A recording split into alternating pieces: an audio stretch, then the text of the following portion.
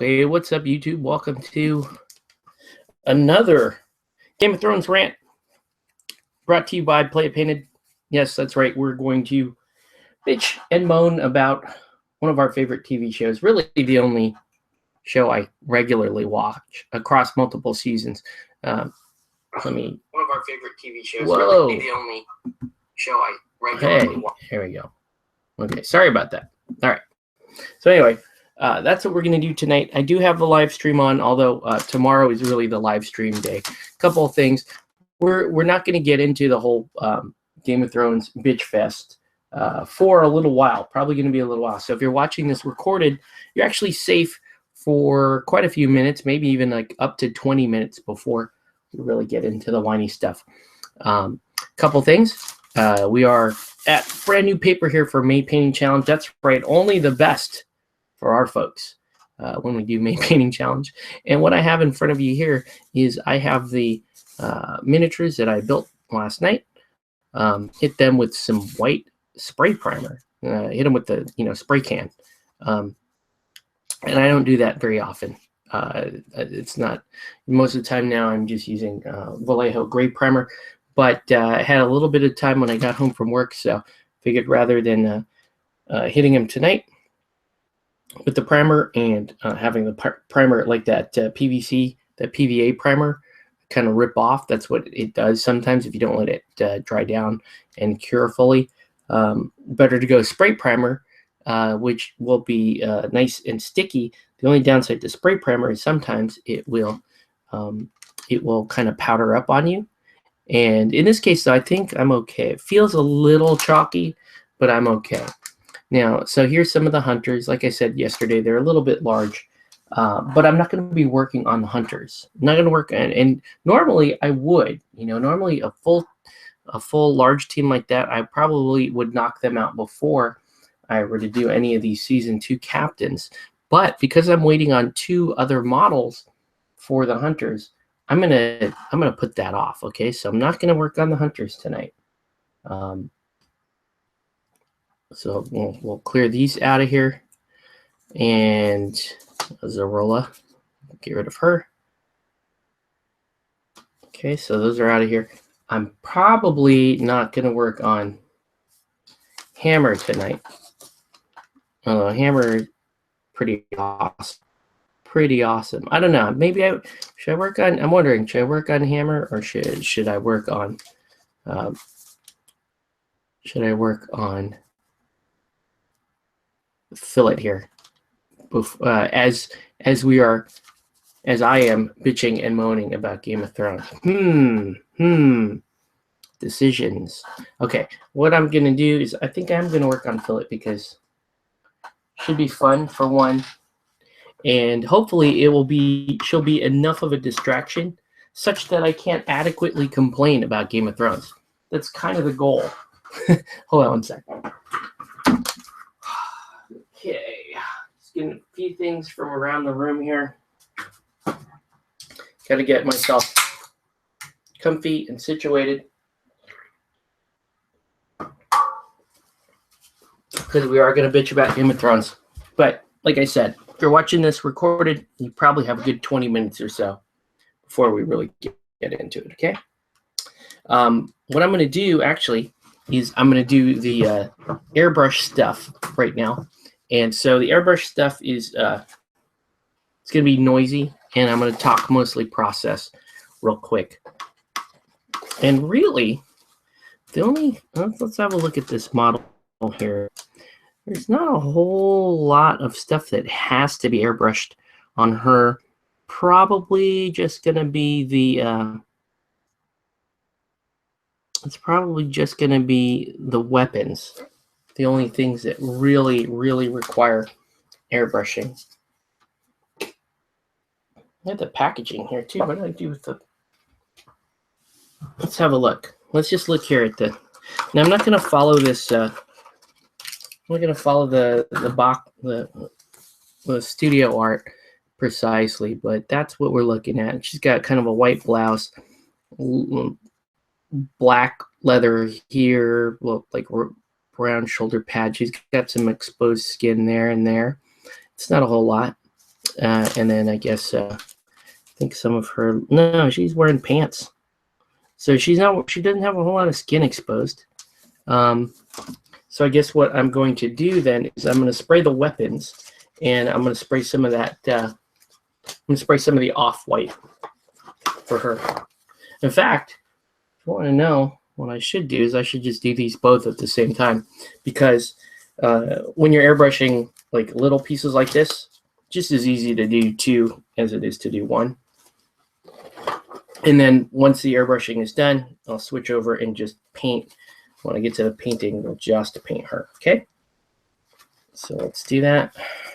Oh, before I even put these gloves on, let's break out the paints that we need to do the airbrushing.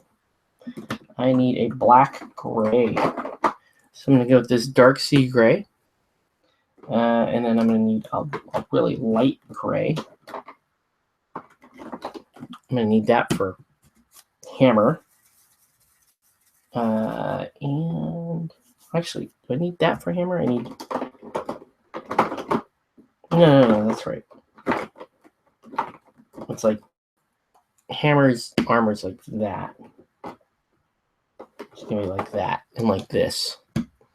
And then you need kind of the light gray. Could use white. I don't really like using white for this kind of stuff. Let's use this white gray. And then for her blouse, let's go aged white and regular white. Actually, no. Let's go light brown and aged white. Okay. Cool. Okay. Let's do a little clean here on my airbrush. Hope that my airbrush is going to cooperate, which it should. So yeah, just surprise live stream for you folks tuning in.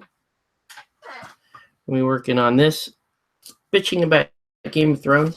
I think some people aren't going to tune in to this because they don't want to have their Game of Thrones spoiled, or maybe in a few cases maybe they don't want to have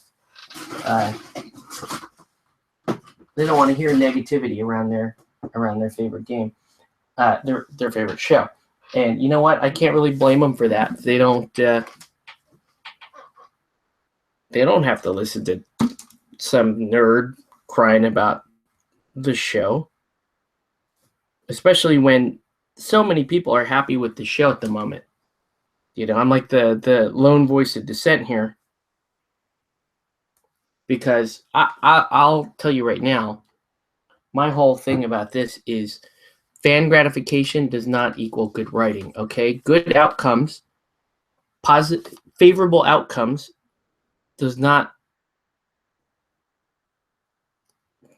it's a word I'm looking for, does not impugn you from bad writing and bad storytelling, bad setup. Okay, I'm just gonna say it. And if you don't like that conclusion around episode 2, watch me airbrush and then turn it off. All right. So anyway, there we go. Kick on the old compressor. I need my thinning medium. I need something to mix the paint. What happened to my... Can't seem to find those brushes I used to use to mix in the...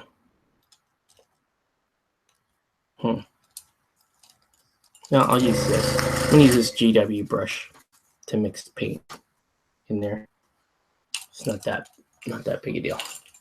All right. And we'll spend most of this time kind of fill it up to speed. All right.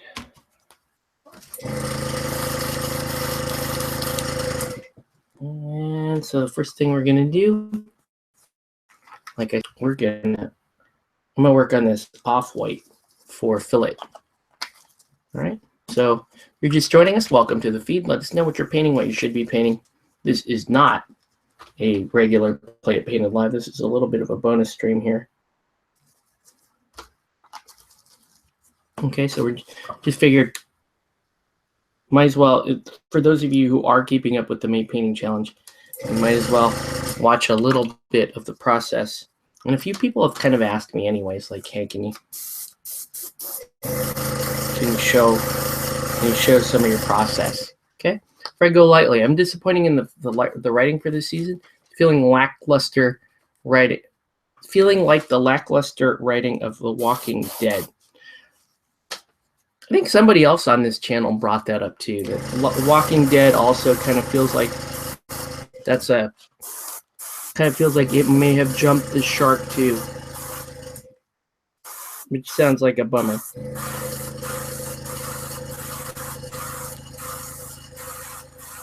So here we go, just a little bit of aged white here.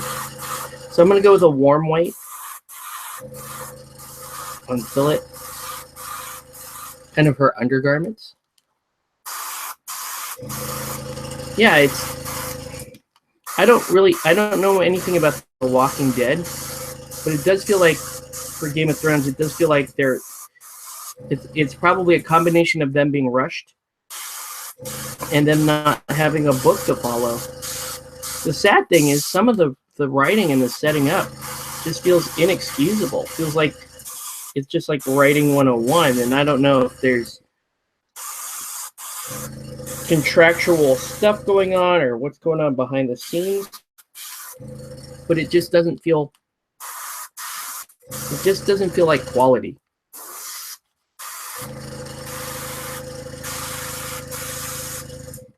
And I guess I'm allowed to say that because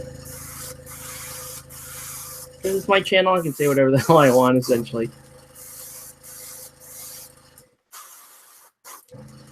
All right. Okay, so you can see that.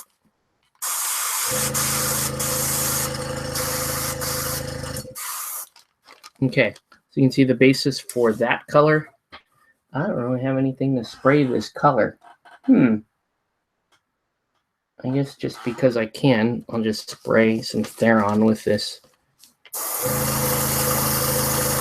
Might as well.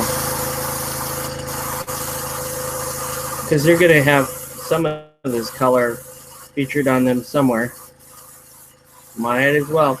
And because it's a light color, just put it everywhere.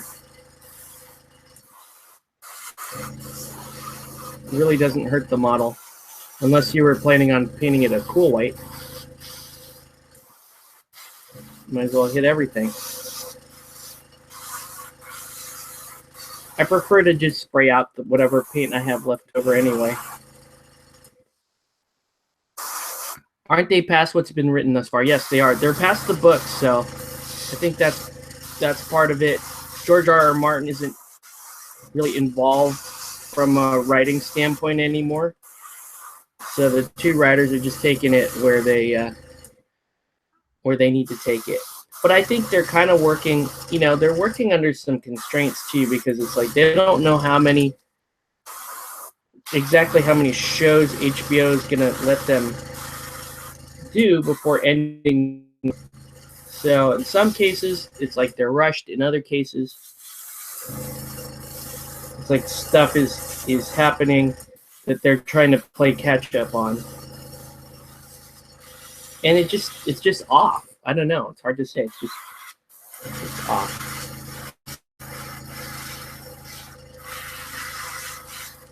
There we go. All right, so let's get rid of Theron here. And I'm just about out of that color. I guess I could hit egret. Might as well. Let's hit egret.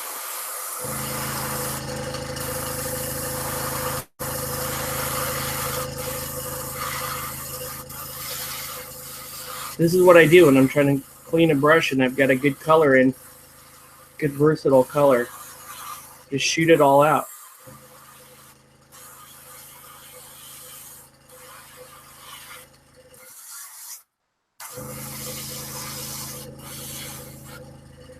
I think this is a, yeah, because this color will be featured. It probably will also be an undergarment color for my hunters.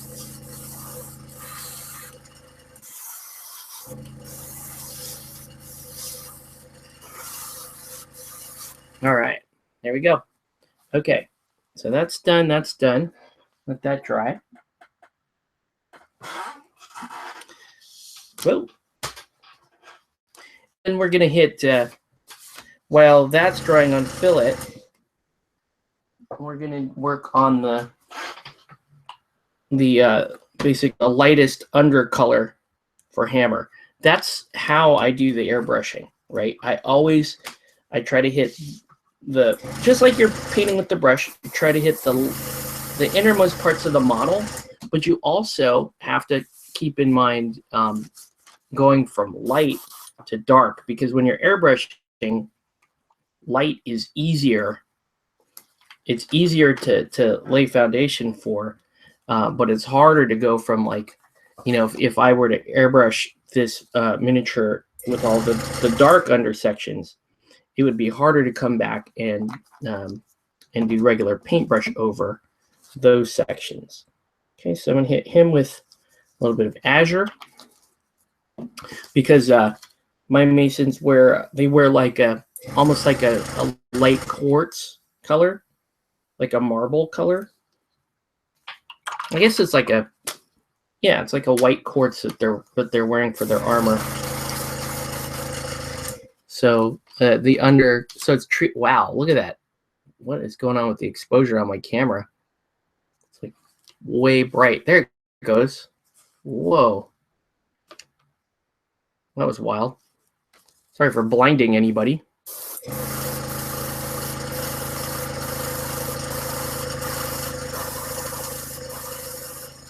But yeah, see, it's easier to hit this color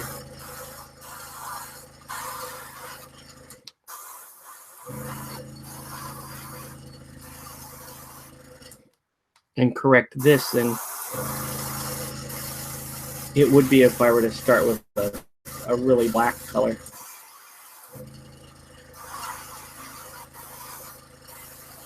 This azure color is fantastic. I absolutely love this as my undercoat for cool white.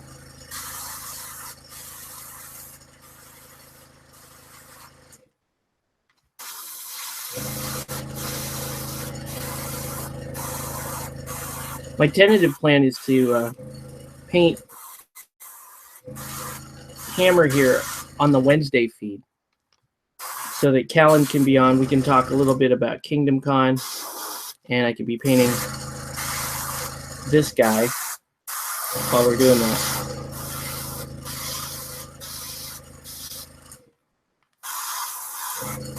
So yeah, in general, when I'm doing my airbrush stuff, I'm thinking about getting the light undercoats down and blocking those colors out. And then I'm also thinking about weapons, okay? So once we do the light colors here, actually, this is actually the point where we start doing the weapon stuff, because we are going to get a little bit of overspray onto the parts that we just sprayed, and we're going to fix that. We're going to fix that by spraying the light over it. Okay, so now we're going to go real dark with this dark gray.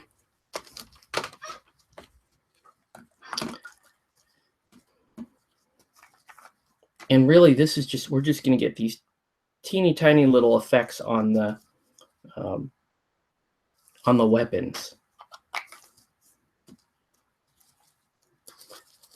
And I wish Vallejo actually made a decent, like, black. Well, actually, you know what? I'm changing my mind. I am going to use just the regular model color black gray. It's the truer color that I want. That dark sea gray is a little too light. So, and just remember, when you're doing Vallejo model color, thin it at least 2 to 1 with your airbrush thinner. Okay. let me show you what we're gonna do here. It's gonna be real light.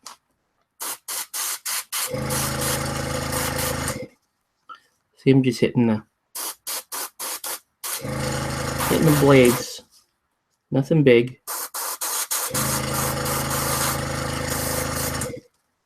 See that?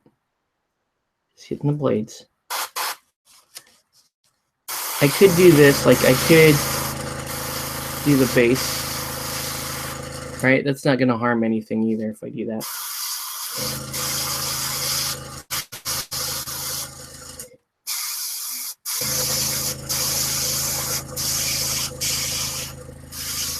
And this has been pretty well, so I can build up color eventually, like that. Okay. All right. Okay, good. Now let's get these blades.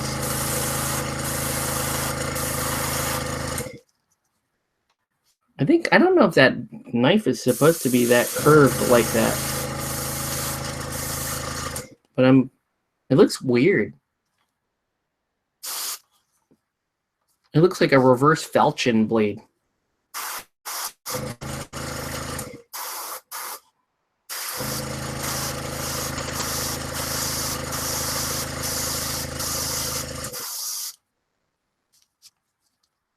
Okay.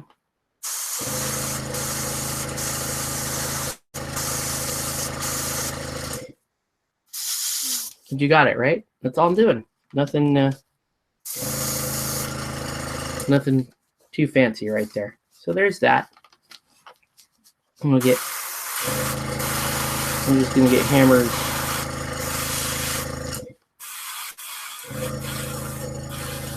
Hammer.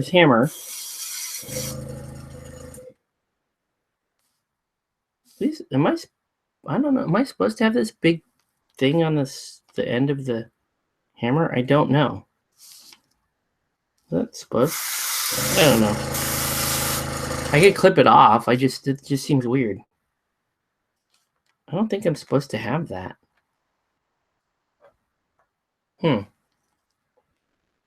Yeah, I definitely don't think I'm supposed to have that. Hold on. I'm clipping it. Yeah. It just looks like one solid piece, but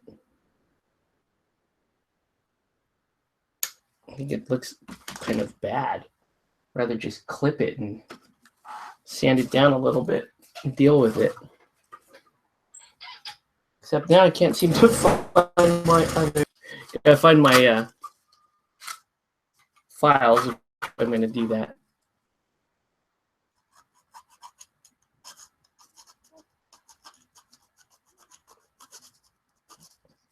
Do a quick file. Nothing. There we go. And let's yeah,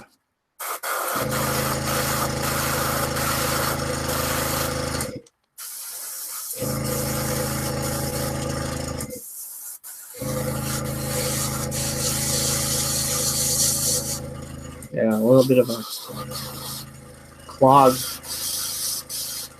There it goes. Okay.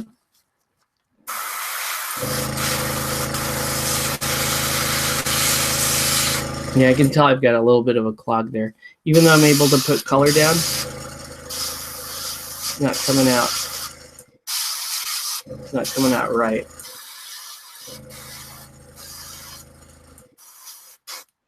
Okay. So anyway, let that dry for a second. Make sure I'm good to go here.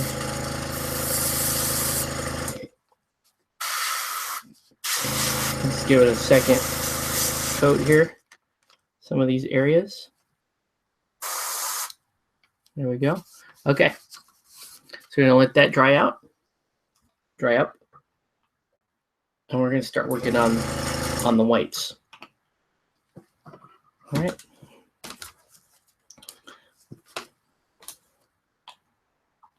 So really all I'm gonna do from here on brisket is just a little bit of light gray or white gray from Vallejo monolayer.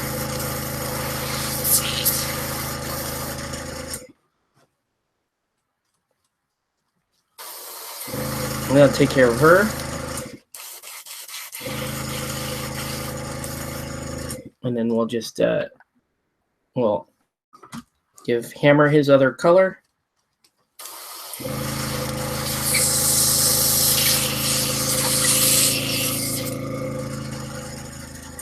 Just clear jam here.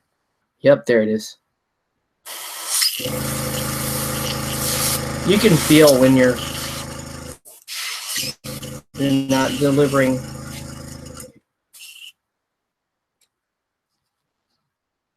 When your airbrush isn't delivering the way it's supposed to, because there's a jam.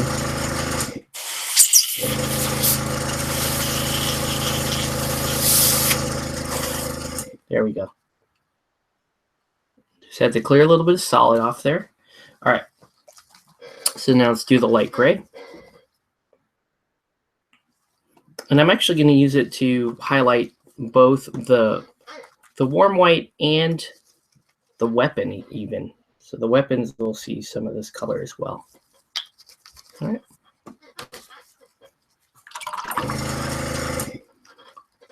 So we're working on a circle starter box as a way to test new painting techniques. Nice. Why not? You got wolves, you got armor, you got skin, you got lots of opportunity there to try different techniques. All right. So now I'm actually gonna just make lighting effects. See that? I don't know if you can even pick it up on camera. Now you can. See that? That light. I'm doing that like a center of the blade there, making that lighter. And then I'm going to make that look more like a non-metallic.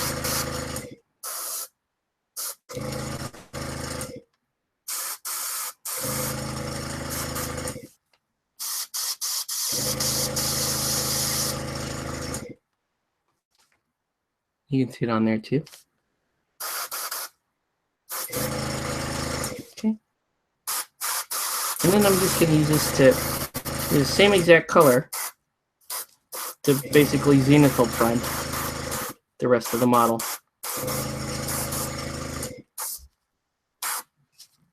And that'll help with the undershirts and all that stuff.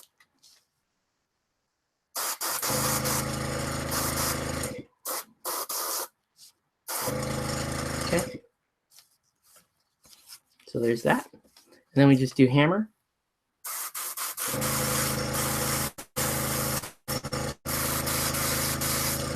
Actually, you might be able to see this a little bit better on hammer, where the light is going to fall.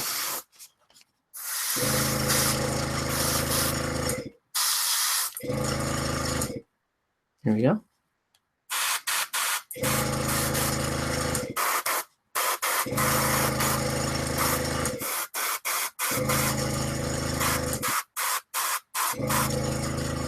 So, see if you can catch that.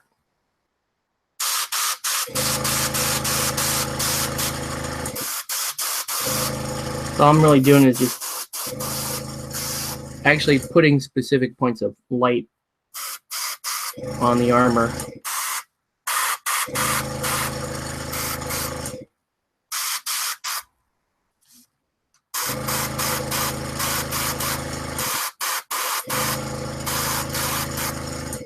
Whoa.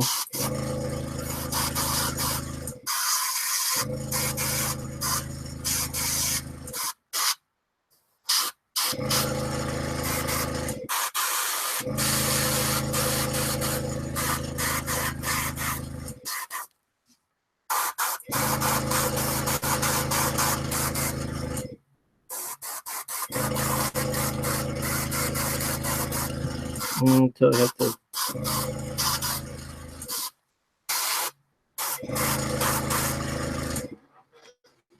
Okay, so hammer's looking pretty good. Actually, I'm gonna give him a little more. I want that hammer to look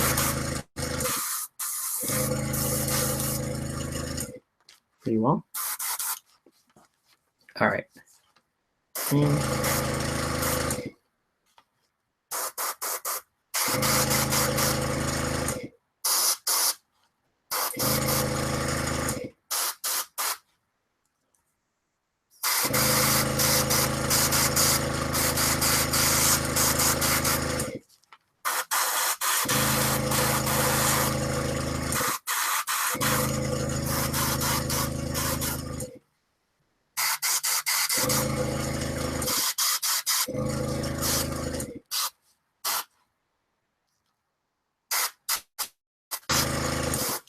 okay, that should be good. Good. Let's clean out the airbrush. Actually, you know what? I'm going to do white. I am going to do a final shot of white. We should. Just because, why not? Do you like my justification for that? I just said we should because why not? This is going to take like 3 little shots here of just the white.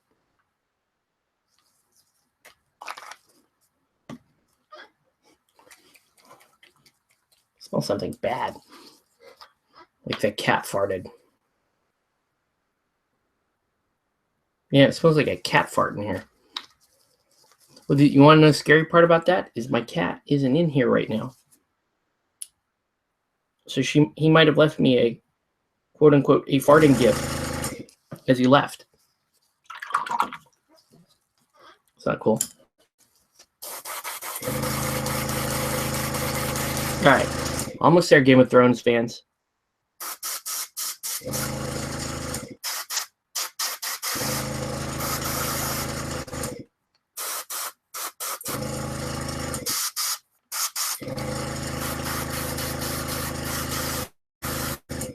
See that? Okay, and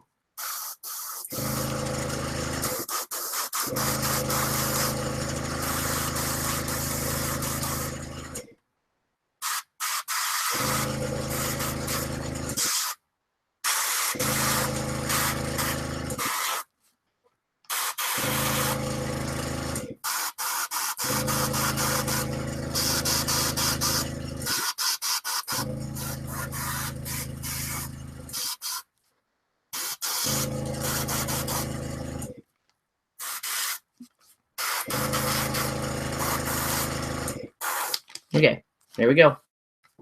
That's it. I know that didn't really look like much of a difference at all on camera, but trust me, it is much of it. It is a difference. It will actually make a difference once the model is done. Okay, because we are going to do, we're going to do some wash steps and stuff tonight. Kind of set up the models, to particularly hammer. I need something to snack on. I have no snacks down here. Actually, I shouldn't be snacking so late at night. But I'm painting, and I kind of need that. Just something to munch on while I'm down here. Okay. So done there. I'm gonna actually give these models a minute to just kind of rest before I go at it with the brush painting. So probably is an okay idea to run up and get some food to munch on. So let me go ahead and do that. And let's get the old palette out. I need to replace my palette. That's what I need to do. And then we'll get to chatting.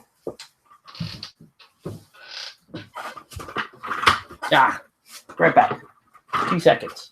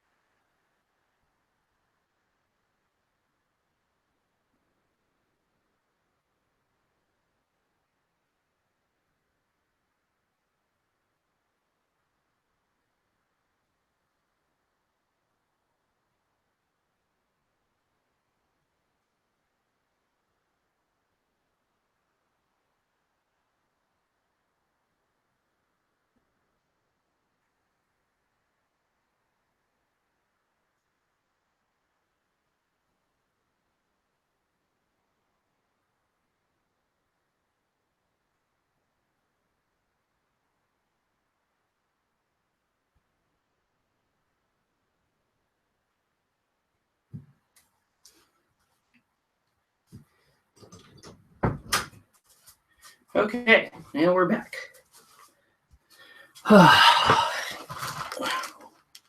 What snack did I grab? You might be wondering, what did I get? These are like tea biscuits.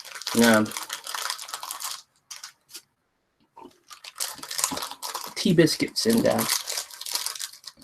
they have like a real like bland kind of mild flavor there.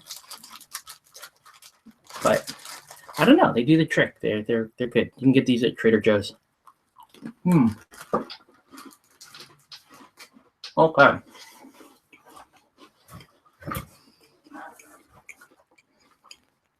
So we're gonna put him. Let me actually show him to you real quick.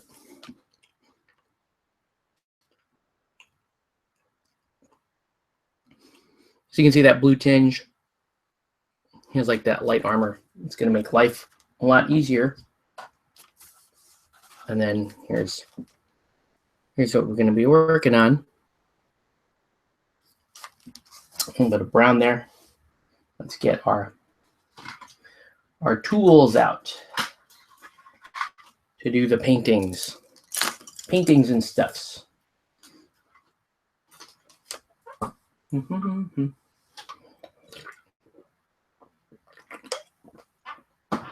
All right, so let's get to it. So yeah, Game of Thrones, once again, a couple of we got to do the preemptive crap for the people that don't watch this stuff regularly, that don't know me, that may be surprised by just weird. We did call it Game of Thrones rant. So, spoiler warning, we're going to talk about everything on the show up until now. The other thing I should tell you is, in the end, I do like the show. I find it entertaining. I like watching it. I did not read the books, so you can, pick on me for that. But I know enough about the books, just kind of hanging out on the internet and absorbing things and that kind of stuff, to where, I can see where some of the quote unquote the book snobbery, the book rage comes from.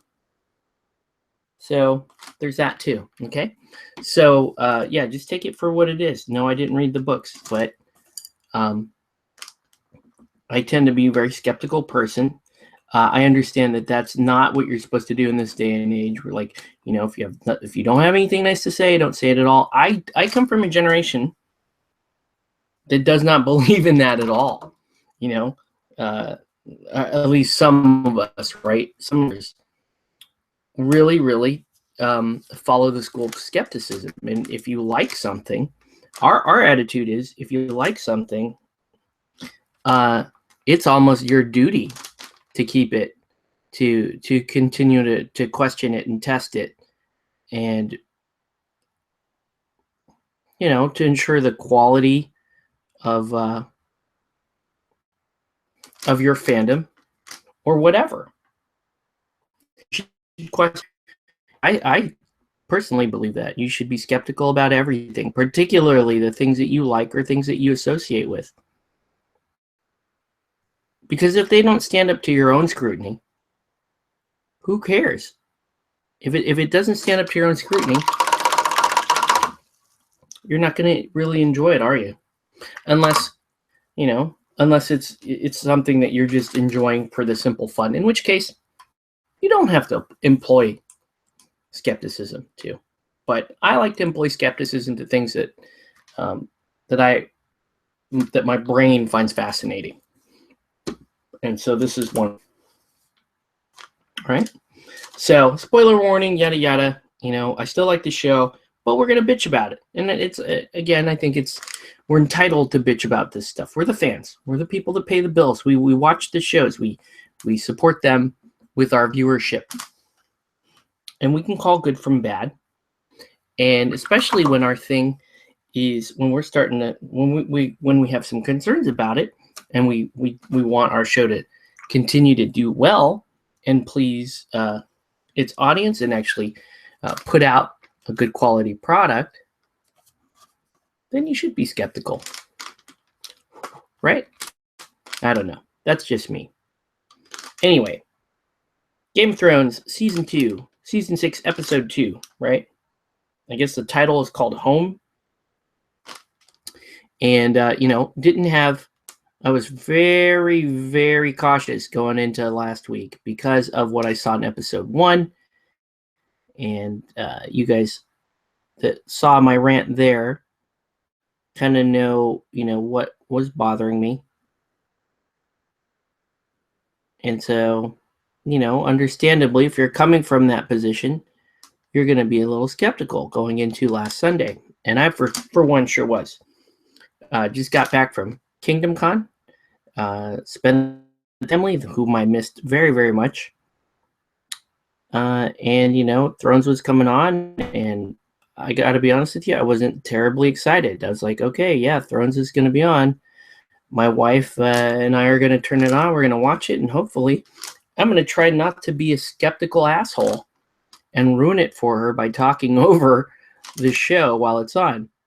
Now, this is a task at which I normally fail because I am a skeptical asshole, and I do talk at the TV, and I verbally call out bullshit when I see it, or I ask questions when I have them. I don't know. I'm one of those idiots that talks at the screen. But anyway, so Episode 2 opens up with a flashback, right? You have, well, not exactly a flashback. You have Bran and the three-eyed raven traveling through time, traveling through the Weirwood net, and they're at a scene from the past. They're at Winterfell, and they see a young Ned Stark practice sparring with young Benjen, and Sir Roderick is there, and then then Lyanna Stark kind of rides in on her horse, and she's you can already tell, yeah, she's like the badass character and all this stuff. And I liked that scene. I thought that was really cool. That made me happy again. Like, oh, okay, so we're gonna see some of the old canon, the old fluff, and Dan and Dave can't screw that up too much, I hope, right? So and we also find out some cool stuff. So we find out Lyanna's there. One of the things that the show did was they made Lyanna older than Ned, which doesn't really bother me that much. I think that's okay. And then they have Hodor, and Hodor is a guy named Willis in the show, and he's talking. He talks. That was really cool. I thought that was really neat. So the show is off to a good start. I'm like, okay, cool. Maybe this is good. This is good material for them to be working off. This is definitely directly inspired from Martin's stuff. And I think Dan and Dave do a good job when we are working off of, what is already known about Game of Thrones. So they're off to a good start, yada, yada. Three-eyed raven, just as Bran is starting to enjoy himself, three-eyed raven pulls him out, says, okay, you're enjoying that way too much. We got to do other crap, right? And so they're doing their thing there. What's her name? Mira Reed is out. She's there, and she's kind of annoyed with the whole situation. She's a little bored. Probably been up there for, a very, very long time. Whatever time passed between, because we haven't seen them since season 4. So she's, she's anxious to do more stuff, and and then they cut to the Child of the Forest, who they replaced, and they put more makeup on her, and I don't know, I didn't like it. She looked terrible. It looked weird because the first Child of the Forest looked cool. She was from the movie Legend, which I thought was cool. And this one looked just dumb. This one looked like bad Avatar to me. So I wasn't a fan. Didn't like the new look of the Child of the Forest, but whatever. It's a minor thing. I'm not going to get bent out of shape over that. Right? So far so good. One scene down, one scene done. At least I felt like one scene was done fairly well. Okay. Then I'm gonna skip around a little bit in the episode because I don't quite remember it in the right order. And I'm trying to concentrate to get this eye painted, so there's that. So anyway, so I think we're gonna head further south then, and so we head further south, and then you've got kind of the aftermath of Sansa's rescue when they're, you know, Podrick's building a fire, and Brienne's sitting there talking, and then you have basically Sansa and Theon are discussing basically, you know, their next moves, what's going to happen next. And this is where I have a question, right? So basically Theon just puts it all out there. Like, you know, we're going to head north. We're going to go see Jon at the Wall. You know, I'm ashamed to meet him, kind of thing, after everything that I've done to the Starks, after everything that I've done. And you know, Sansa's like, well, you know, all of your sins will be forgiven because you're going to take the black, right?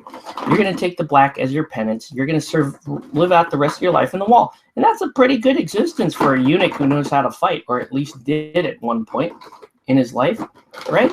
I thought that was pretty cool. Instead, though, I don't understand where this comes from, but he's like, oh, I feel so ashamed. I'm gonna absolve myself from going to the Wall and taking the black, and I'm gonna go home. I'm gonna go back to the Ironborn. I don't understand it for a guy that's remorseful. I don't understand how he manages to weasel out of the whole. You better go serve at the Wall, man. Like, that didn't make sense to me. Why are you? Well, how are you going to justify that? Oh yeah, here I have deep shame and I owe the Starks everything. So instead of serving the Starks and you know, at least trying to find some retribution or some redemption through the law, I'm going to just take this opportunity to take a vacation. And while I'm at it, can you give me a horse and some food? I don't understand that. Like, where did that? Like, that's the logic. And everyone there is like, okay, sure. Sansa is okay with that. Okay, sure. You helped me jump off the wall. You threw a chick, you know, you got rid of the chick that's trying to shoot me with a bow. So, okay, part of me says, okay, that's okay. But still, I don't know. I still have a problem with that. There should have been he should have at least said, you know, if we're trying to stay continuity here, I would think that maybe Brienne or Sansa herself or somebody says, hey, you know, he is Theon Greyjoy, and you know, if we're gonna rally the North here, maybe we should maybe we should have him, you know, get us some ships, rally the Ironborn, something like that, right?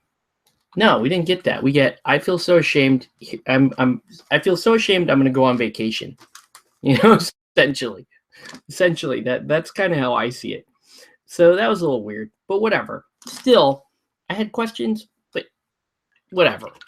Not still not nearly as bad as last week. Okay, so from there, then you get. We head over to Marine, where you know, you got Tyrion there with Varys, with Grey Worm, with Missandei, and they're still trying to, basically they're trying to govern Marine, while Jorah and Dario are looking for Dany, right? So they're trying to govern Marine, and Tyrion is trying to figure out, like, okay, how can we rally these people? How can we make this work? Because apparently Yunkai and Slaver's Bay and all that stuff they have reverted back to slavery, and so that there's a real threat of siege coming from those other towns. So he's got to figure out a way to kind of rally the people. Somehow they end up kind of talking about the dragons, right? And so Tyrion, he gives that thing that, like, every like machismo drinker guy has to say, oh yeah, that's totally me. I drink and I know things. Like, that's gonna be on a t-shirt that, like, the most bro code guys are ever gonna wear. I drink and I know things. The guys that make fun of Japanese people because they think they're silly, and they try to claim that they're Native American or something. You know what I get? Like, maybe some of them are, but I think I'm talking about those people that lie about it to try to seem cooler. It's like that code of guy is going to do stuff like that. Anyway, I drink and I know things happens, and it's like, oh, I know these dragons. They'll be friends with me. Let me go down there and pull their chains off. It just wasn't enough of a setup. It wasn't enough. That's what I'm noticing. It's like, okay, here's the conclusion I get to, but there still isn't a strong enough logical progression to get you there, right? Sure, Tyrion studied dragons. He fantasizes about dragons and all this stuff, and they clearly need for this scene to happen. So I'm not knocking that either. It's just, again, they do not know how to set up the scene to make it so that that's the logical outcome, is to go down to the pyramid and free the other two dragons. And even to the point where he asks Missandei, right, have the dragons ever harmed you? And she says, no, they know me. Okay, so they know Missandei, right? They've never harmed Missandei. He says, the conclusion he comes to is, well, I'm a friend too, and dragons are smart. So I could go down there by myself and totally free the dragons, which makes no sense at all, right? And it's like, okay, I'm a sentient being, right? And if one of you guys, the guys that I game with, were to come up to me in person and say, hey, Octave, can I borrow a couple of your miniatures, right? I know you, I trust you, and therefore I would let you borrow my miniatures. Somebody who knows you but doesn't know me can't come up to me and go, hey, Octave, I know David Blood, or I know Fred Golightly. Can you lend me some of your miniatures? I'm going to be a lot less trusting as a sentient human being, because I don't know if you really know Fred Lightly. I don't know. Maybe you do know Fred Golightly, but he doesn't like you. And if he doesn't like you, chances are I won't like you. And if he doesn't trust you, then for sure I'm not going to trust you. That's kind of what I'm getting at. If they've never harmed Missandei and they know Missandei, why isn't Tyrion bringing Missandei with him down there? I mean, they could have at least had the scene where she says, no, this is a stupid idea and I'm totally not going down there, and then done the whole thing. Instead, they have Varys go down there. Varys, a guy who, if you hear his backstory, he hates magic. He hates magic. And because, a wizard, or there was some spell that a wizard needed to do, and so he chopped his bits off to do that. So instead of Missandei, who would be probably the best candidate to go down there, because it's like, look, I'm down here with your friend Missandei. That makes me a friend too. He takes the person who does not like magic. And what are dragons? They're magical. Dragons are magical. Everybody in Westeros knows that. So I don't understand. I don't get why Varys, like it. I don't know. Like, think of a guard dog. It's the same thing. A guard dog.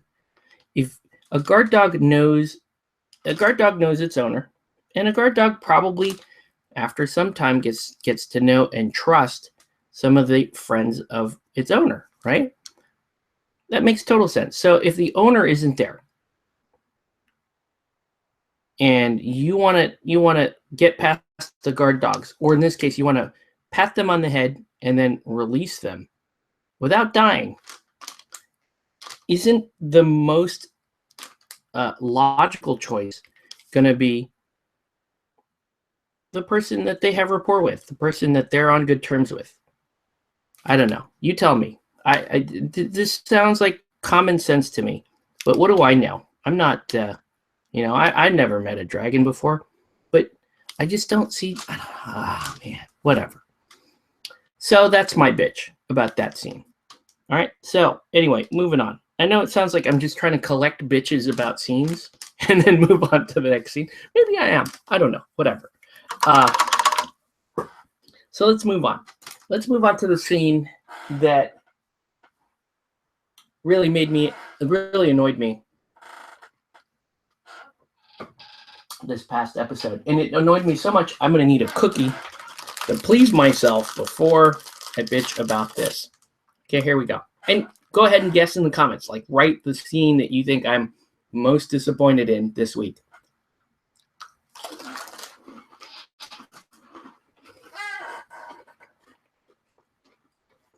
You have roughly until the time I'm done chewing.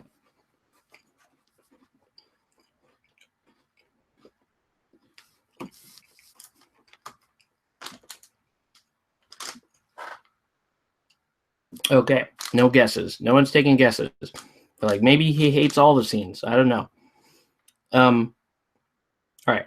So now, from there, we're going to go back to the North storyline. We're going to go back to Winterfell.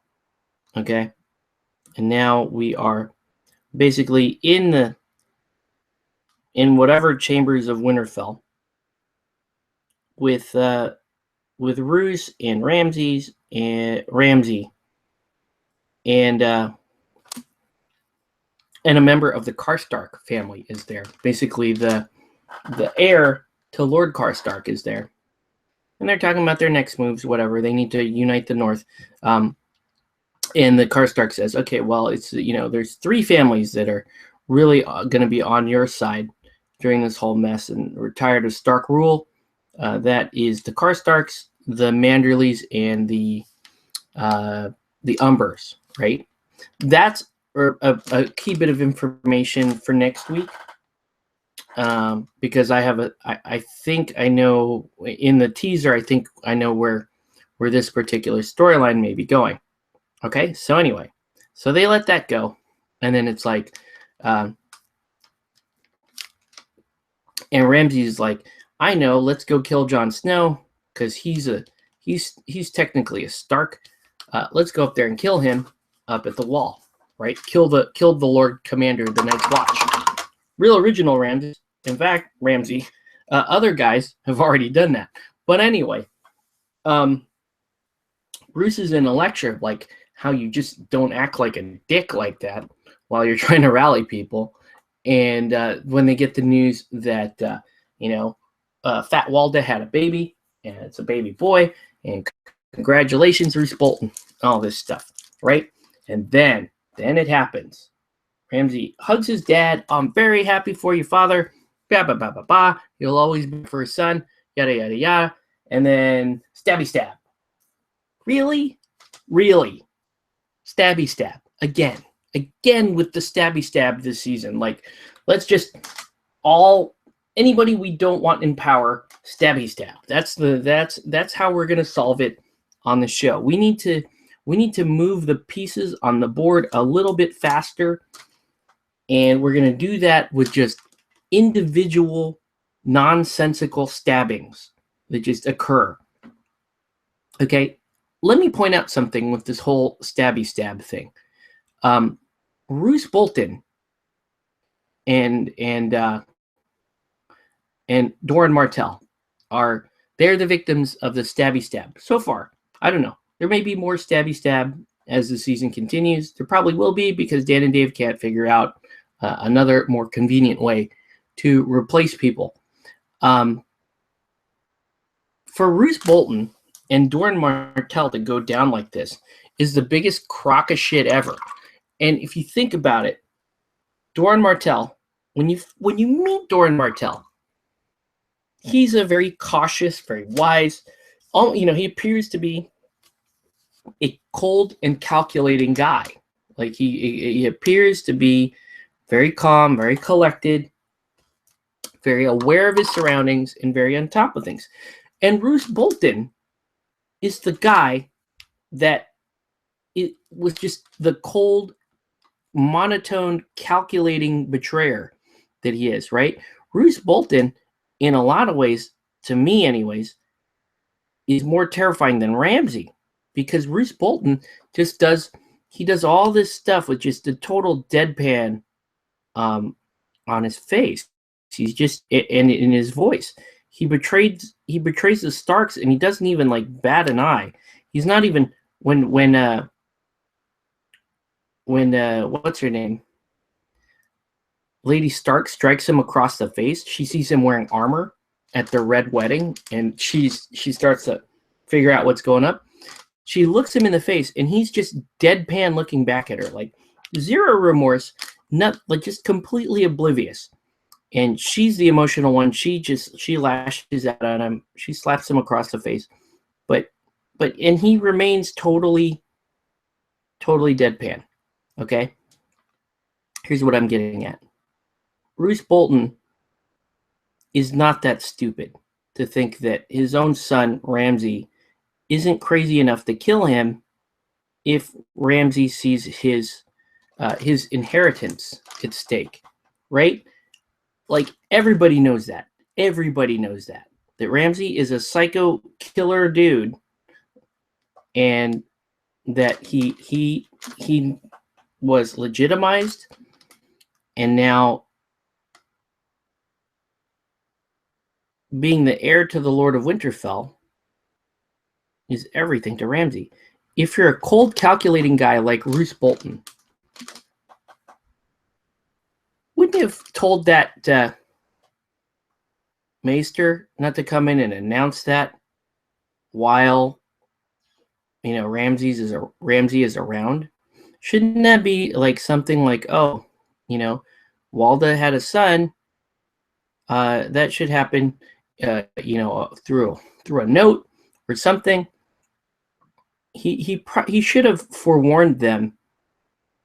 A cold, calculating Roose Bolton should have forewarned them, knowing that his son, fearing his loss of inheritance, would try to do something like that, right? And it was just so easy and so nonchalant. Here, just stabby stab. Here, I got a knife on my back. The knife is visible to those of us looking at the scene. Like, what's going to happen. Like, there's the knife right there, and bam, stabs him. I just don't see Roose Bolton going down to some punk bullshit like that. Roose Bolton is a smart dude. He's a survivor. I mean, he's a plotter. He's a schemer. And he's incredibly cautious and incredibly calculating, just like Doran Martell is.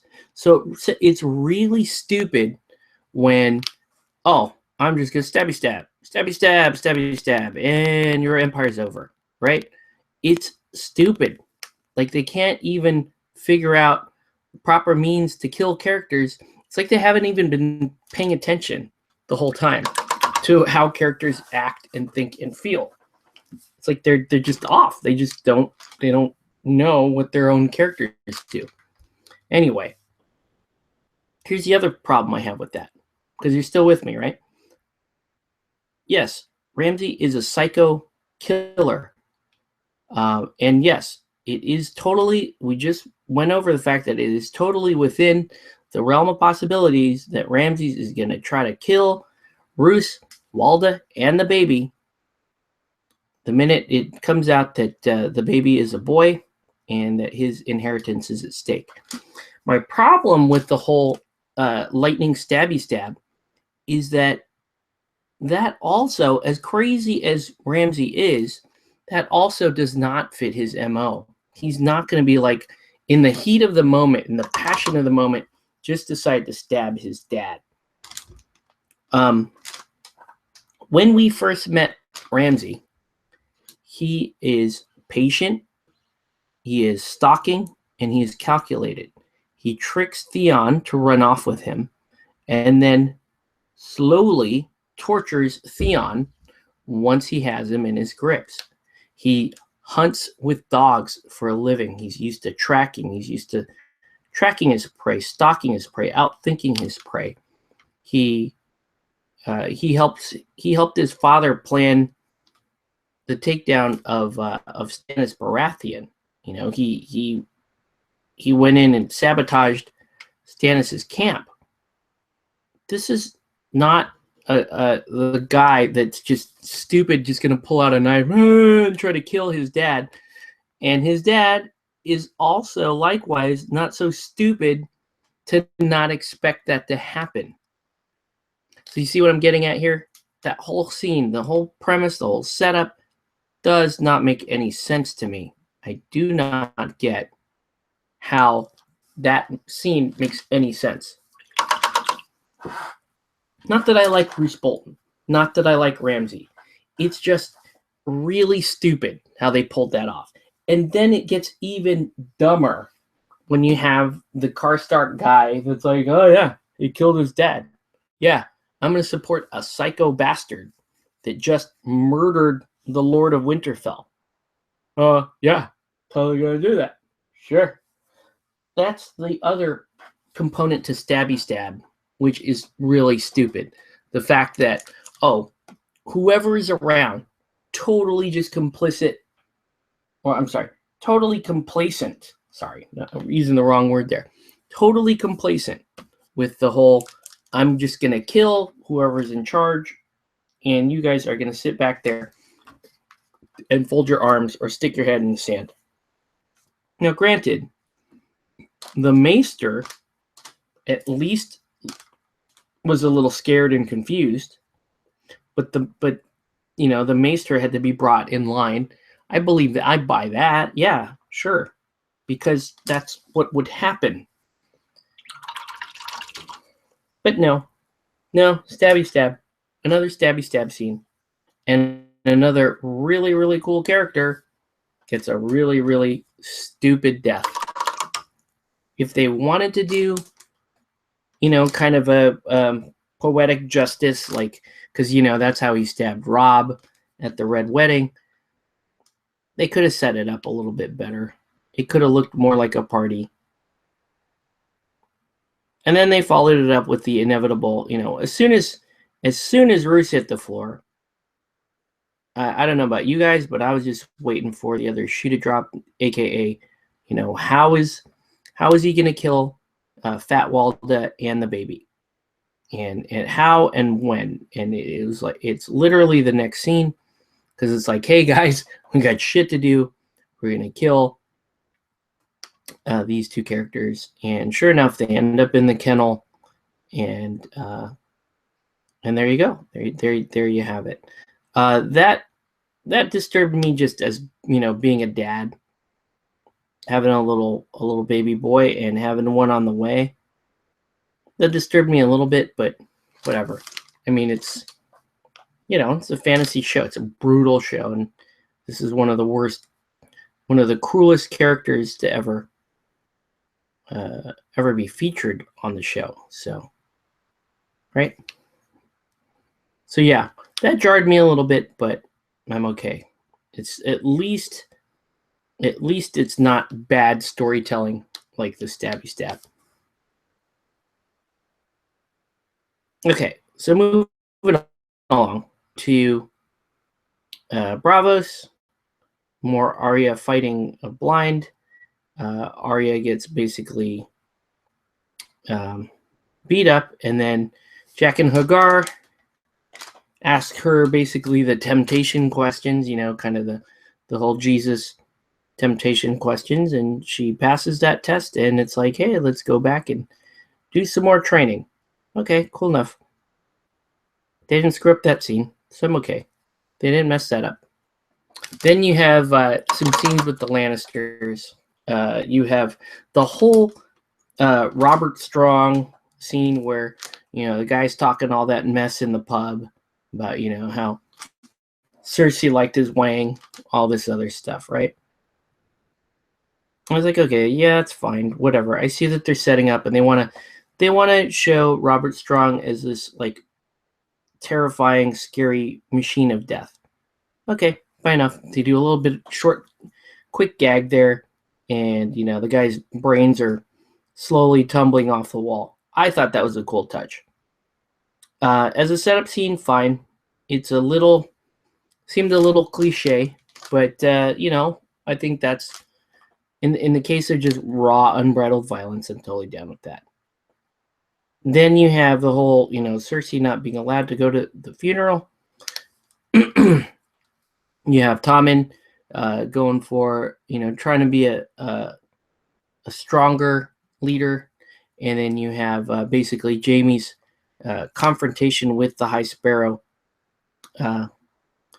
in the High Sept, or whatever that thing is called, whatever.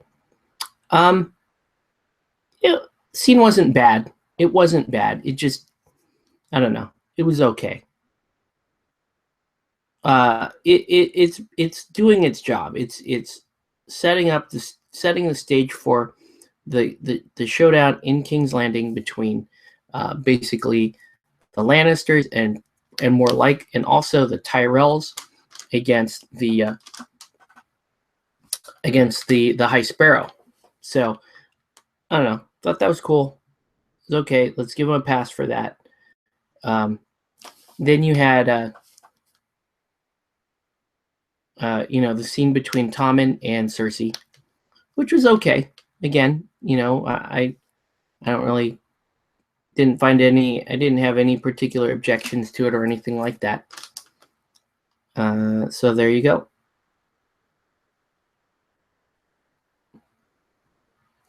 So far we're doing okay. Yeah, they had the stupid Roose Bolton stabby scene, but again, miles better than what they did to Dorne on the show. So anyway, so now we go back to the wall to kind of cover what's going on up at the wall, and I just kind of saved this for last to I guess, because it's a scene that everybody needs to talk about for whatever reason, right? So you had the knock jokes and all that stuff from last episode, and now the Night's Watch. It's nightfall, and the Night's Watch are trying to get in there, and they start to bust the door down.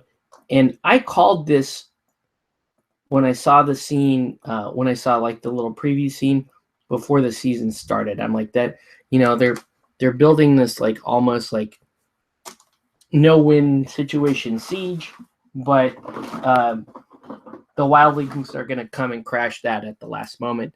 And sure enough, just like the tropes that Martin was trying to avoid for the past 5 seasons, we're just going to drop this trope right in the middle of that. And so there they go. One comes in. They basically smears that guy across the wall, which was hilarious. I love that scene. And then you get everybody throwing their swords down except for Alistair Thorne and Ollie. And Ollie takes a swing at Tormund Giantsbane and all this other stupid crap. I don't know. I wish they had gotten to get in a little bit of more fighting before the wildlings came in, but whatever. So then, they throw Thorn and they throw Ollie and a couple other people down into the cells. And I guess Ed is the de facto commander while they figure out what to do with John. Okay? What do they do with John? I mean, they luckily somebody was like, oh yeah, let's get the torches, let's get ready to burn John, right? So they're getting ready to burn John, and then of course the weirdest turn of events, Davos shows up at Melisandre's I guess her room or her dorm, whatever you want to call it, there, and is like, well, what do you know about resurrection? Can you resurrect this guy? I don't see him doing that. I don't see Davos doing that. Davos has, up until the end of season 5, Davos had one mission, and Davos's mission was to serve King Stannis, right? Davos was loyal to Stannis. Davos barely knew Jon Stark. Jon Snow. Well, I'm calling him Jon Stark, whatever. And he's gonna, and he doesn't like Melisandre, and he doesn't seem to be a big fan of magic. And so here we have another guy, probably the least likely guy to try to call in a favor to Melisandre. But in their defense, he is the only guy there that has really bore any witness to what Melisandre is really capable of. To ask her to do this whole, to try a resurrection spell on John. I still fail to see the logic in that. If they had already successfully defended his body, and and Alistair Thorne is in jail, and at this point Davos knows his fight is against the White Walkers. It's against the Long Night, and that might be enough of a justification to go up to Melisandre and be like, hey, are you level 18 mage? Can you cast Resurrection? It's a level 9 spell. Do you knows how to do that? I guess. But again, we're on shaky ground. What would have been cooler, in my opinion, is if they had started the funeral pyre around John, and when the fire started, as soon as the fire started, what would be cool is if like Melisandre got a vision immediately from that fire. Like, this is the guy. You see him in the fire, and she has this epiphany moment, and she's forced to finish to complete the resurrection spell while they're trying to burn him. I think that would be awesome if they did that, because it would build a crazy amount of like hype and drama, and it would be wild for the people watching at home. That because everybody basically believed he was coming back, but the closer and closer you teeter that in front of the fact that he's not coming back in front of the audience, the more of a dramatic ride it becomes, right? So it's like, oh man, he's really not coming back. There's a fire. They started the fire. There's no turning around now. And to have him come back at that moment, at that particular moment, now that would be awesome, if you ask me. I know no one's asking me, but if you ask me, that would be a particularly awesome moment. But they didn't do it that way. And that's what we got. So I don't know. The whole thing was a little sublime, and they did the Anal Nathrak Utvaspetad Dohel Yenbe. Dohel Yenbe. You guys remember that? You old people watching? Do you remember this spell? Anal Nathrak Uthvas Betad Dohiel Yenve. It is bonus points if you can correctly name what that spell is called and what movie it's from. Because it's a really, really good movie. One of my all-time favorites. And some of you older guys definitely know what that is. All right. So that's how the episode ended. Overall, I liked the episode. It was it was cool to watch, whatever. That they have to hit certain benchmarks, like they have to hit certain high points and so forth to keep the plot rolling. I just wish they could, for the love of God, put together a proper scene, like proper circumstances to get to these endpoints, because that's where they're failing. And I said it at the beginning of this show. Gratifying the audience is not the same thing as telling a good story. Okay? It's not. But whatever. It's whatever, right, guys? It's still a good show. I feel bad. I feel bad because, well, and full disclosure here, it's starting to make me mad seeing the online, I'm so happy for Jon Snow. It's so great. It's so happy. Okay, cool. But I feel like you guys are giving the show writers permission to be sloppy and bad and put out an inferior product this season. Just because this season has been so far all about gratifying. And by the way, I totally skipped the whole Euron Greyjoy thing. You want to know my only complaint there? Well, let me finish my first rant. Then I'll get on to that rant. The whole season apparently is about just gratifying the audience, when the whole MO for the first 5 seasons has been forcing the audience to kind of settle, kind of just leaving us with a morally imperfect universe. Whereas what we're seeing now is we're starting to see a very predictable, morally perfect universe, where things just happen so conveniently, and timing, when people get saved, they're just getting saved at the right kind of movie moments, and it's screwing up my for me personally, it's screwing up my whole, I guess, fantasy disconnect. That's a bummer. But I don't know. I just don't think that's just, guys, it's cool to like Game of Thrones. It's cool to be happy Jon Snow is back.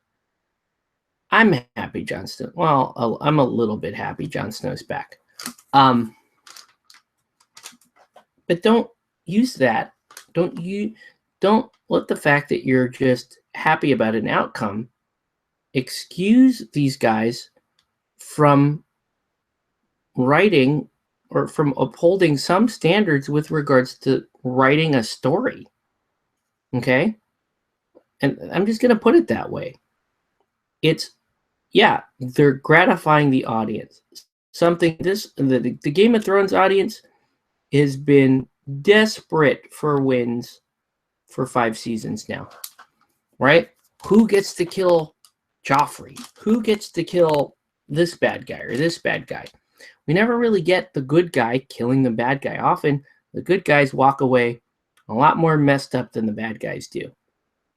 Even when, quote-unquote, the bad guys lose and the good guys, quote-unquote, win. That's one of the core points of the show, is that we do not live in a morally perfect universe. But yeah, man, I don't know. We gotta we got to at least try to keep some level of quality in the show. And that's just how I feel about it. We gotta be able to keep some level of quality in the show. Because right now it's just like a fan took over.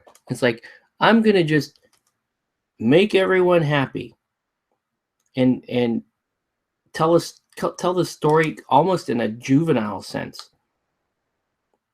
by making things just fit so neatly and perfectly. I hate that Davos. I hate that Davos was the vehicle that brings John back and not the witch's vision pushing her to respond on him based on the vision from last season. Yeah, it doesn't make sense.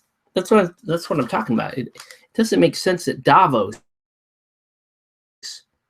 Shadow Baby, the guy that was loyal to Stannis, the guy that suspects her of burning Shireen,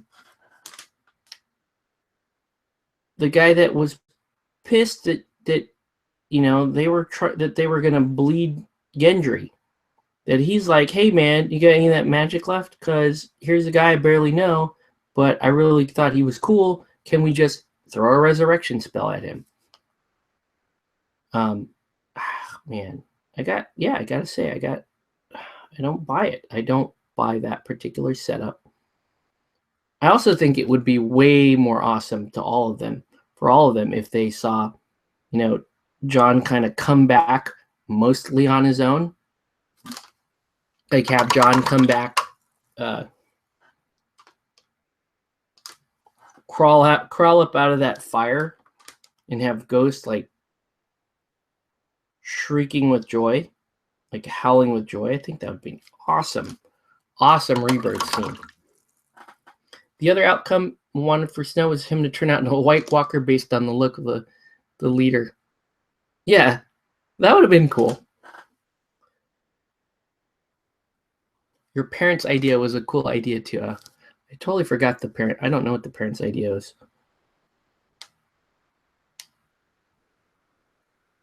But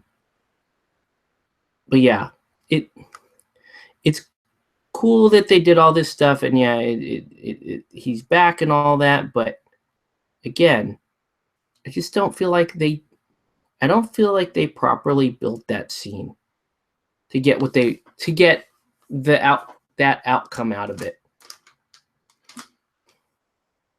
So anyway, that's and we forgot to talk about Ironborn, because we'll just talk Ironborn real quick. So when they cut over to the Ironborn, and you have Yara there talking with what's his name, Balon Greyjoy, about what their next move is. He wants to go back and attack the North again, yada yada yada. Yara thinks it's a crap idea. I like the Yara character. She's cool because she's at least reasonable, which kind of makes her cool in that Ironborn setting. Oh, autocorrect, the pyre idea. Yeah, thanks. I think that would have been a really neat way to bring him back, because the audience would have just flipped their minds.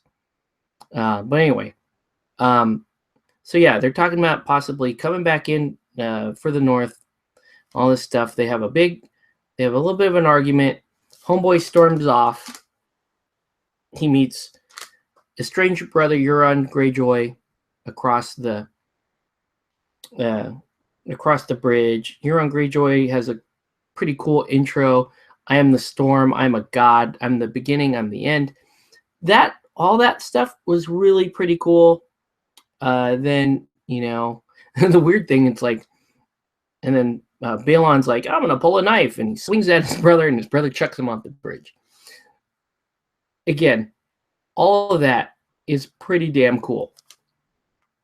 And the book has slightly different, from what I hear, it's a slightly different way of setting that up, but whatever.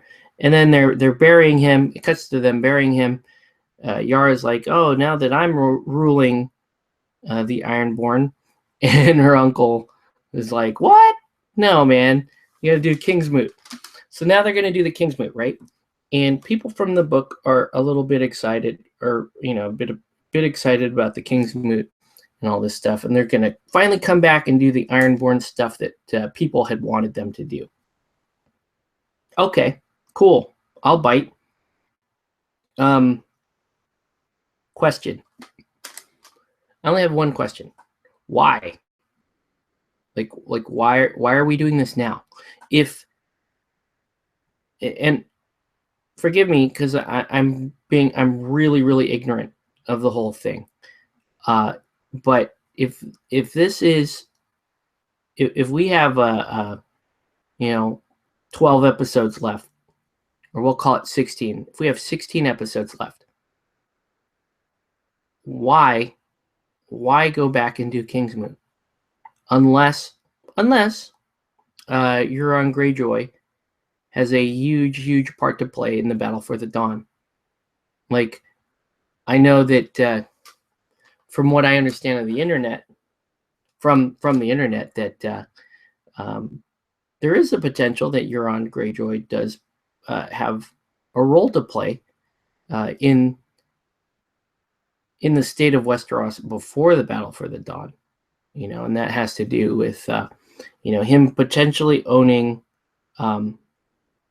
the Dragonhorn, which would allow him to control dragons and actually serve as a foil for Daenerys. I hope they go that way, because if they don't, my question stands. Why do it at all now?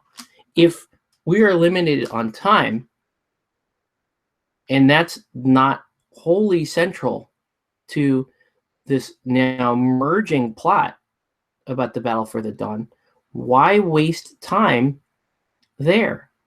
Why have these? It's now that Jon Snow is back, and here's the other thing so Jon Snow is back in episode 2. That, to me, that's going to diminish all this other stuff that's supposed to happen this season. In my mind, that's going to diminish Sansa's rise to power. That's going to diminish everything that the Lannisters are doing, essentially.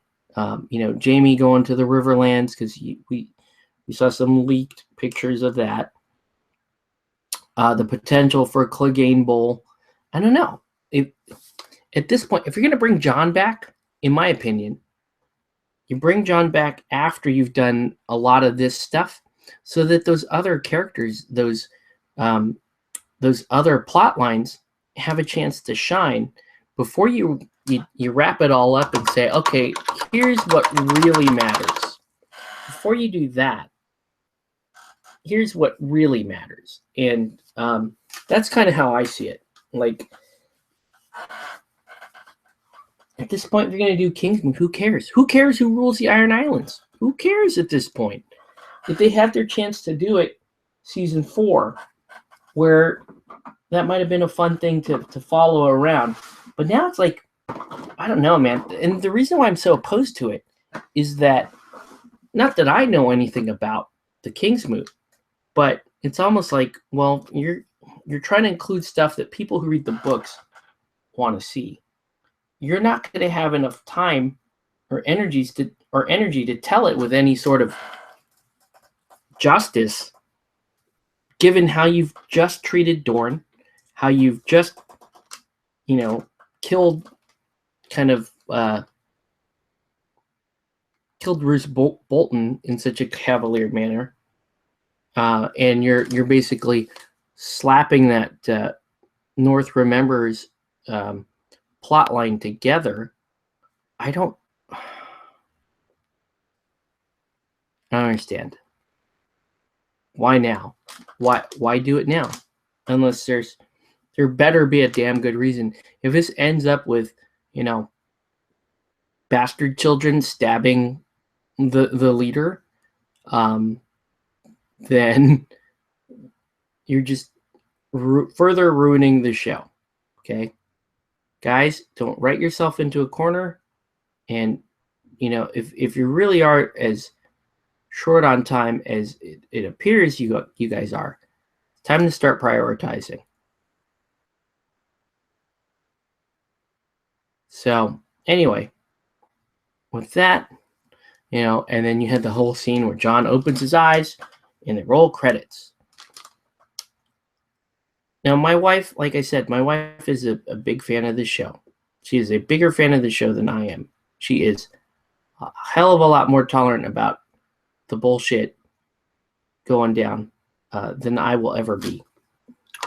But even she thought that resurrection scene sucked. And she thought that the whole building the premise around it with Davos being, of all people, Davos being the guy going, hey, man, can you cast a resurrection spell? That's not good. It's not, it just doesn't make sense. But anyway, like I said, we watch Game of Thrones for entertainment. And, who am I to talk? Honestly, I watch, this is simple fan gratification. And like, I watch movies like Commando because not for its compelling storyline and brilliant acting and brilliant directing. I watch it because it's simple, good, gratifying fun for me to watch Arnold Schwarzenegger kill the same extra 13 times at the end of the movie. Yes, we counted. We counted the same extra 13 times. This is like Commando for, I think, I honestly think that they're trying to shift Game of Thrones in the understanding that they have a good chunk of fans that are women of a certain age, So I think they are starting to play to that audience a little bit more. And it's not necessarily a bad thing that they do that. It's cool. They know their audience and they're going to try to please that audience. And they're giving them a lot of like gratifying scenes, like with Brienne and Sansa, and even like even to me, it felt like the whole Jon Snow lying on that table there and they took his clothes off. That seemed like female fan service to me. And I'm not even really like, I'm not upset about it or criticizing it. I'm just observing it. And it's fine. That's fine. My wife, she's not that big on Kit Harington, but she doesn't mind seeing some fan service on there. She thinks what's his name, Jack and Hagar is hot, and Dario, whatever his name is. So she's got her favorites, but I don't know. Anyways, that's my review of Game of Thrones, season 6, episode 2. Again, a little bit of a cynical review. Overall, I still think it was better, way better than the first episode. But I don't feel like I'm watching Game of Thrones. That's the bottom line. I don't. I feel like I'm watching something that's kind of, I feel like I'm watching like the Game of Thrones Christmas special, where it's like, okay, so like some other writers are in charge, and these other writers are there to make us happy. They're not really there to tell a good story. That's how I honestly feel about that. And if you don't like it, let me know in the comments. Shoot me a thumbs down. That's just how I feel. That's just how I feel and what I think about the show. So, and Fillet is coming along here. It's a very simple paint job. I'm going to have to decide what color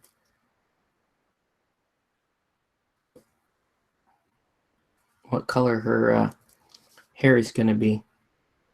Her hair is like black in the studio art. I don't know. I still, maybe it might be me, but I see her as a blonde. Because I like blondes. I have a thing for blondes. I'm married a blonde. I married a blonde, and most of my girlfriends growing up, blonde. Does that mean anything? I don't know. But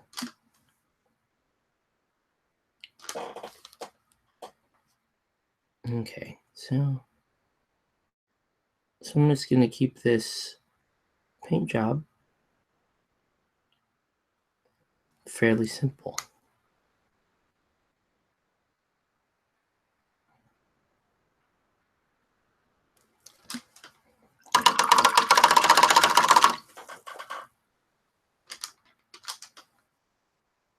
But she is coming along. She looks cool.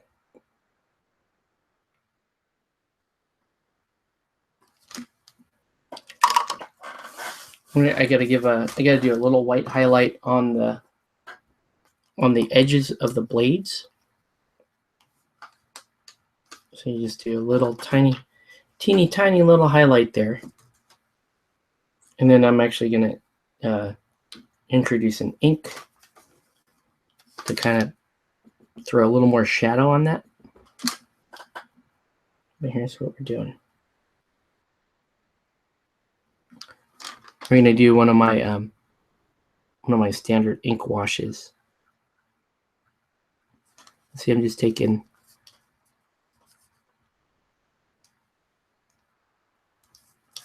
a little bit of white. Whoa. Hitting the edges there. Let's make it somewhat believable. Okay. I'll do that here.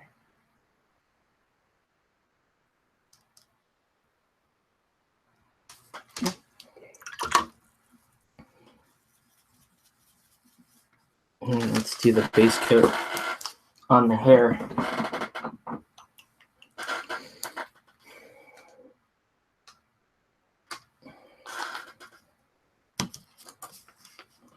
Yeah, I'm gonna make her blonde. If I don't like it, the nice thing about making your models blonde is if you don't like it, blonde is way easier to correct than giving her black hair out of the gate and then later deciding you wanted blonde hair.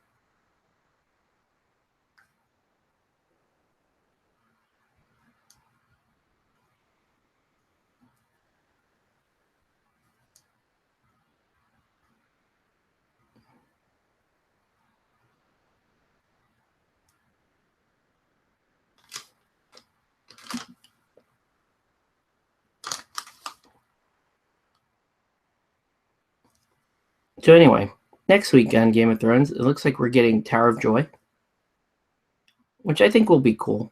I don't think Dan and Dave can screw up that too bad. And a lot of people are saying that should pretty much confirm R plus L equals J. I don't know. Cool if it does, I guess. That would be cool. I'm actually a little more interested, assuming it's right. I'm a little more interested in seeing what the show does with it. I'm really interested in seeing, what's going to happen with Jon Snow now that he's gotten back up.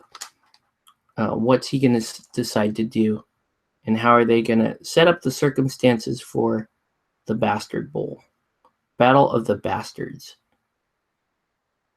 Because I know that's going to be good, and they can't screw that one up too bad.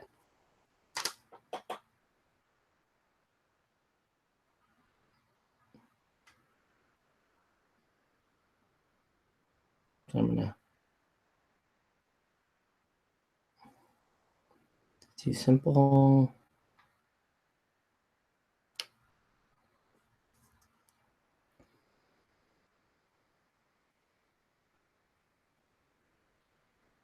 Okay. Right, looking pretty good.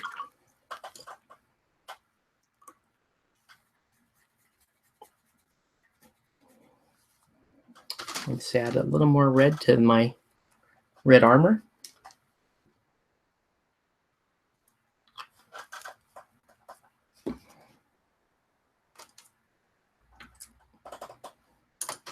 Have Fillet's cool. Fillet is cool. We're going to do this. I'm going to give her a little bit of lipstick. Just a little bit. Nothing big.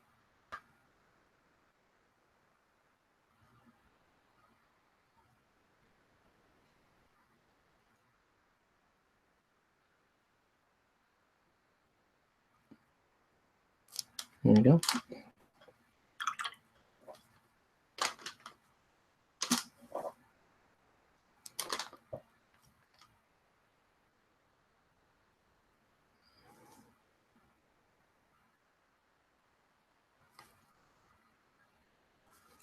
She may not be that, her reds may not be that as intense as the season 1 reds are.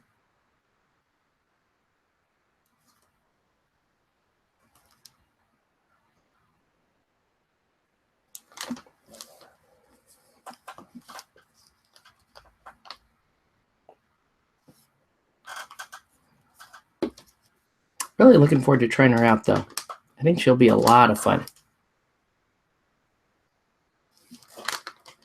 Looking at her stat cards today and what lineup I want to run with her. I think in some ways she may be easier to grasp. Her playstyle may be easier to grasp than Ox. So if you're running, 3-on-3 game, and it's you against the player, like if you're the pundit and it's you against the player rather than a player against another player for a demo, hand the player this model and give her, brisket and boiler and watch him just tear it up. All right.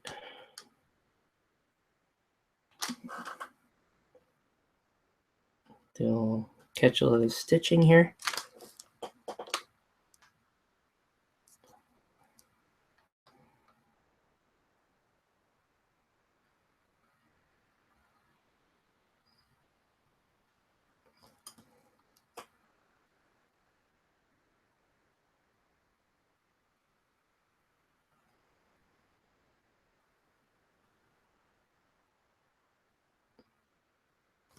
There we go. Okay. She's looking pretty damn good. Let's do a little bit of an ink wash.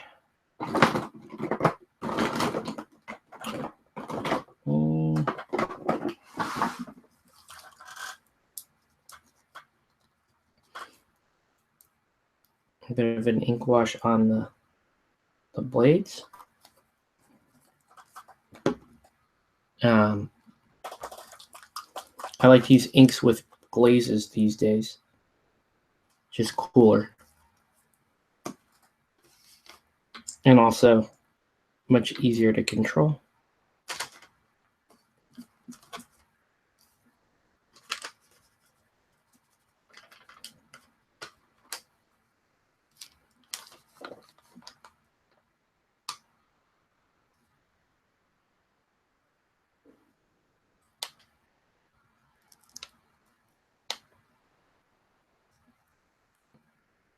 That looks good.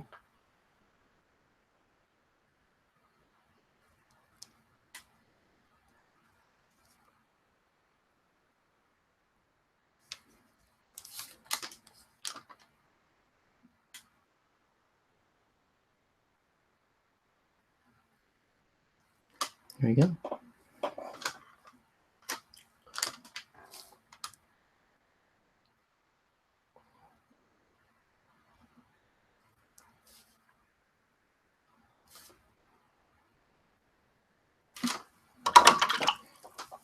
Okay.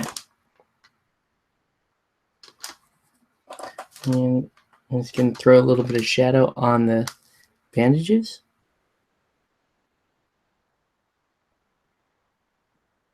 There we go.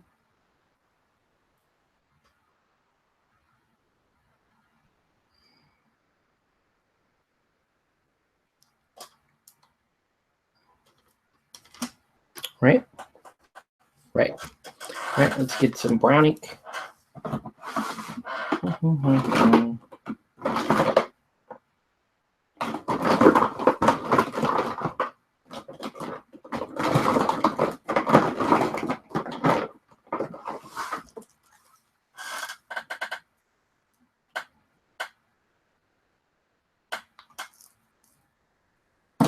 I'm going to add a little touch of brown ink.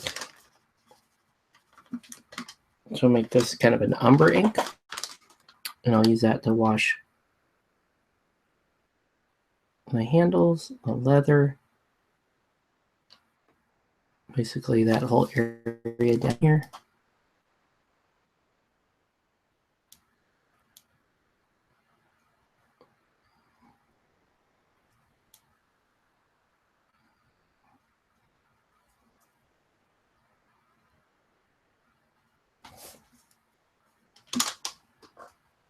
And then last thing I need to do, really, it's not quite the last thing I need to do, but I do need to finish the hair.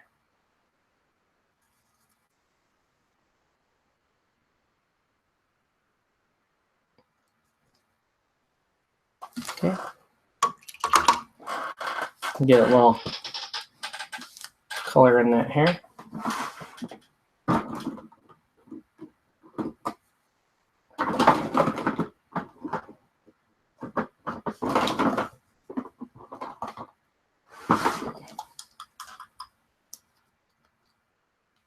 A little bit of a golden yellow.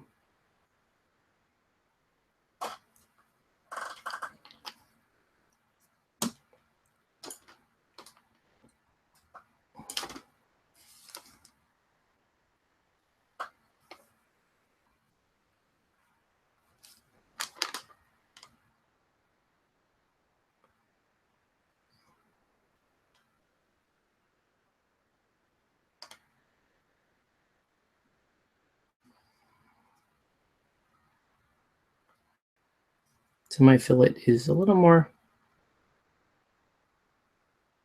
paler than the artwork.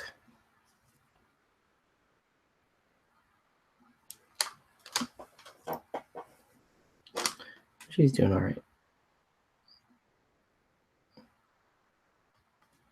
There we go. All right. Let's see if I can actually get some light on this so you guys can see what this model really looks like. The other thing I need to do is I need to fix the eyes some.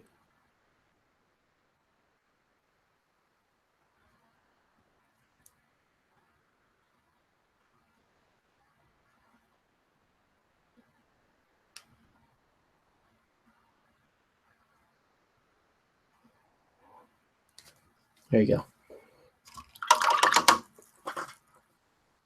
He still looks a little bit like a heroin addict with the eyes. So I'm going to take him in a little bit more.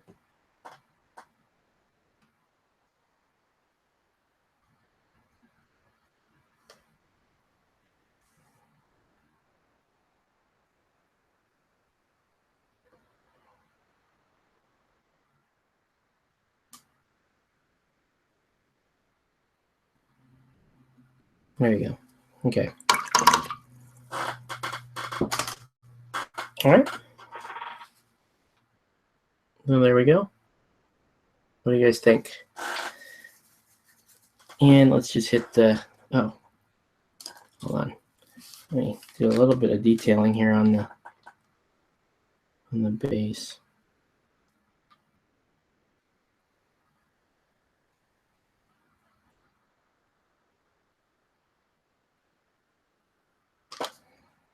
Yeah, just generate a little bit of interest on the base.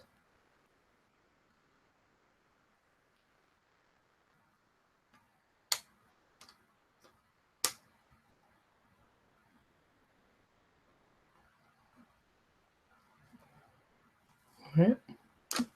And then finally hit it with the red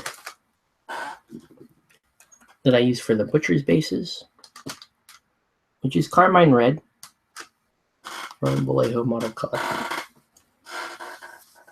I feel like the hair still needs a little bit of attention.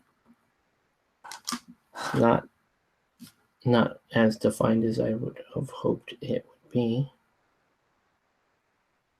Wow. Maybe that's not the red. Is that the red I'm using? I think so.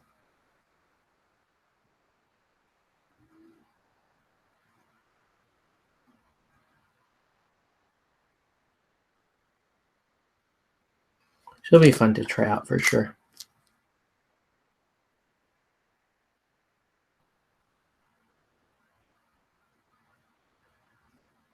Ooh.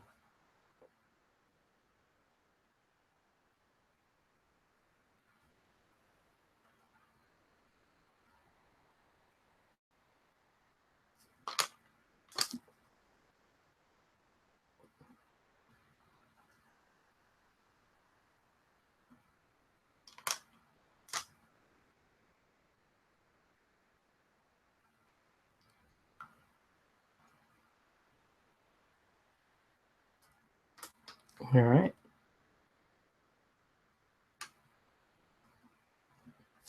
Now, so there we go. I'm gonna have to hit it with a second coat of that. Honestly,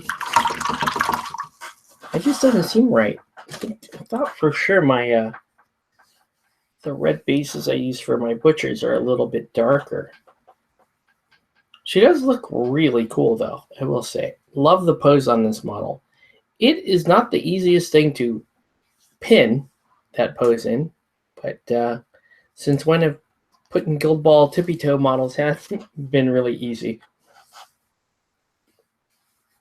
So, anyways, I'll let that dry. I'll re-hit it tomorrow, and then so we're calling it a night.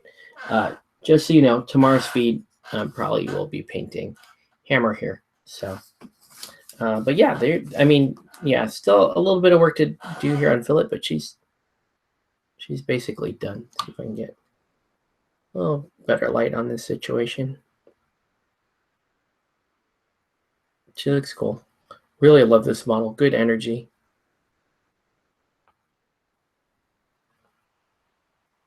And this model may be the model that got me into playing Butchers. Because I had no interest in Butchers or their playstyle or anything like that. But when I saw this model, I was like, okay, I really, really have to play this model. And paint the model and then play it. I think she's awesome. And can't wait to get on with the hunters too. So there's Fillet. That's gonna do it for this video. Oh, I have grayscales to do. Oh, good. Yeah. So guys, be sure to hop on tomorrow. I won't be bitching about Game of Thrones. I'll have Callan on. We'll actually be talking about Kingdom Con, which was, holy crap, was that just a fun show. A fun show, a really good time for SoCal Guild Ball, and like it was like the SoCal Guild Ball, the movie. That's how awesome that was. But anyway, that's gonna do it for this video. I want to thank everybody for watching. Sorry you hopped on a little bit later here, Grayscales, but I'm sorry, Blade Wolf. But anyways, yeah, I'm gonna call it. I'm tired, man. So anyway, I want to thank everybody for watching, and we'll catch you on the next one.